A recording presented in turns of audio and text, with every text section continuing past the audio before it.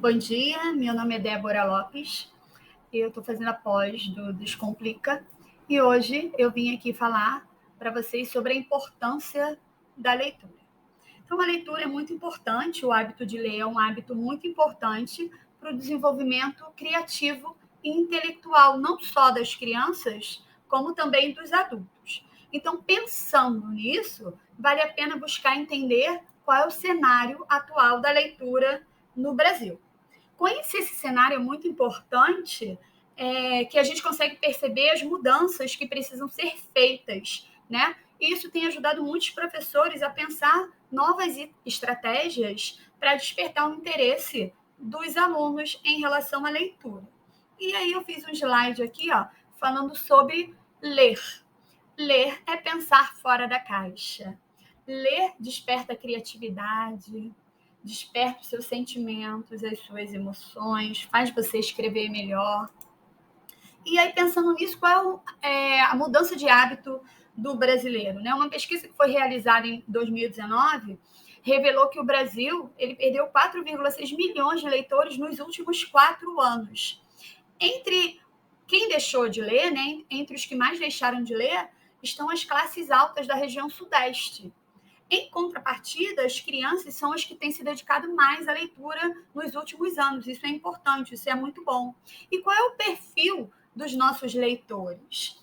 É o perfil dos leitores mais frequentes. Quando a gente observa os dados da população que lê, da população que é leitora, no Brasil, fica claro que os jovens eles leem com mais frequência do que as pessoas com mais idade. Né? As pessoas com mais idade, uma pesquisa feita também, revelou que as pessoas que têm mais idade, elas leem a Bíblia. Né?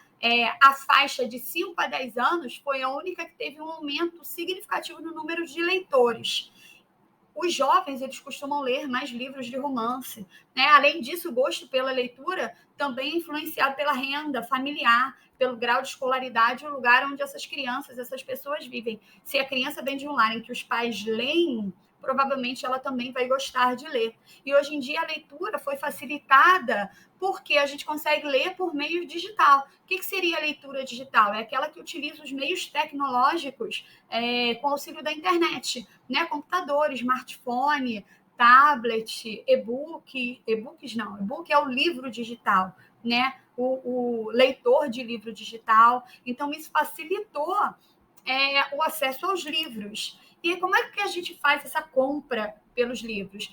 Tudo isso foi facilitado pela era tecnológica, né? Então, é cada vez mais comum que as crianças, que as pessoas comprem livros online, né? Quem gosta de ler os livros físicos, eu gosto muito de ler livro físico, mas é importante também, facilitou a gente reconhecer que a aquisição de livro pela internet foi facilitada, e aí, com um clique, você consegue comprar o livro que te interessa.